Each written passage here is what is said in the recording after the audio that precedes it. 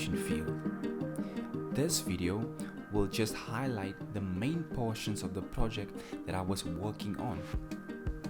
The project included the software development for the 3 confectionery kitchens.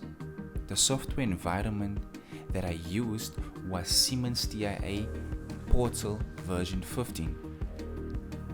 I designed the PLC programming structure according to the IEC 61131 standard. The option to create different function blocks in TIA Portal, where I can design custom function for valves, motors, pumps, variable speed drives and analog raw values, allowed me to speed up my process drastically.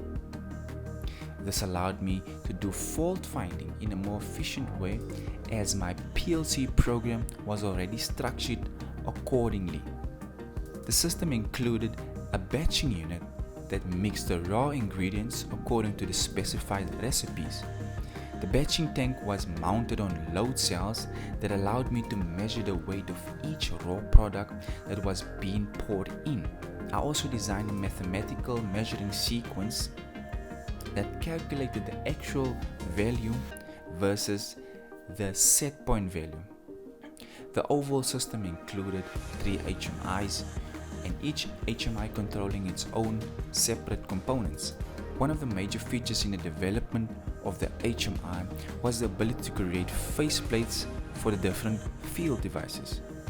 Although my focus was mainly software related, I gained a good and solid understanding of the field instrumentation, such as pressure transmitters, level sensors, temperature sensors, proximity sensors, flow meters, actuator valves, and many more.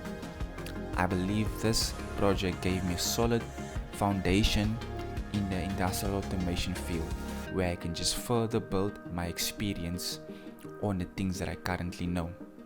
Thank you for taking out your time to view this video.